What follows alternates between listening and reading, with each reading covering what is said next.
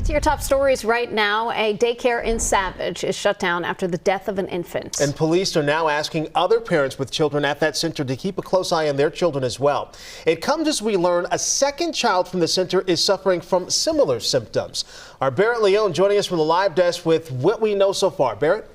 Good morning, AJ, Heather. Savage police say the infant died after a medical emergency at Rocking Horse Ranch Child Care on Monday. And now they're asking parents with kids who go there to watch for any sudden changes like trouble breathing, altered mental status, or unusual behavior, and to call a doctor if you do notice anything.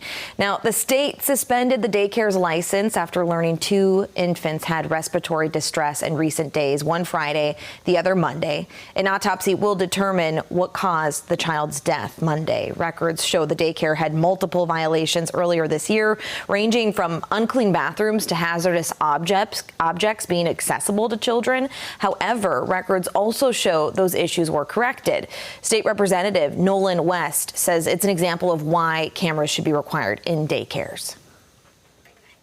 I can't imagine being the family of the child who passed. That's unthinkable. If you had access to some sort of camera footage, or somebody did, it could be very quickly verified what happened. And that's better off for everyone.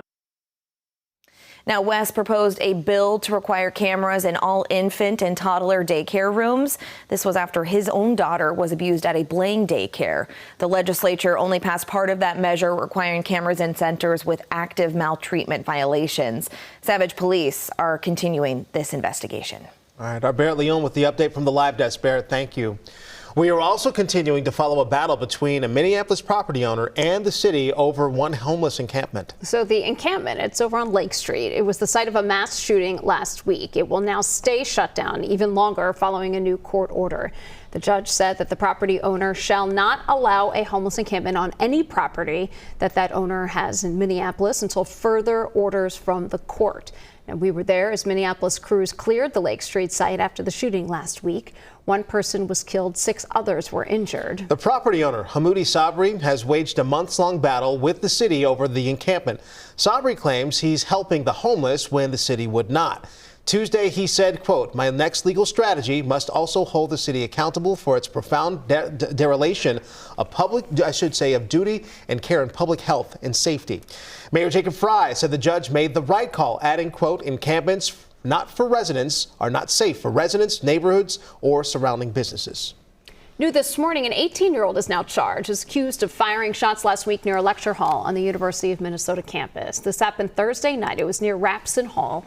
Police initially responded to a report of shots fired just before 9. Now, according to court documents, when they arrived, they found people running in all directions from the building. A witness told them that the suspect shot outside the building but then ran inside. Police found 2 shell casings at the scene. No injuries, thankfully, were reported. The suspect is now charged with several counts, including threats of violence.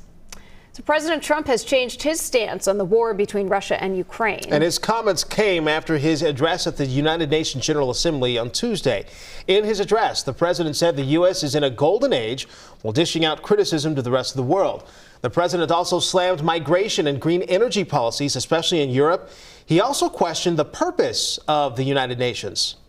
What is the purpose of the United Nations? For the most part, at least for now, all they seem to do is write a really strongly worded letter and then never follow that letter up. I'm telling you that if you don't get away from the green energy scam, your country is going to fail. President Trump met with Ukrainian President Volodymyr Zelensky following his address, writing on social media he now believes Ukraine, with the support of the EU, can win back the territory it lost over the course of the conflict with Russia. The post comes after months of the president suggesting Ukraine would likely have to give up some of the land Russia seized during the war.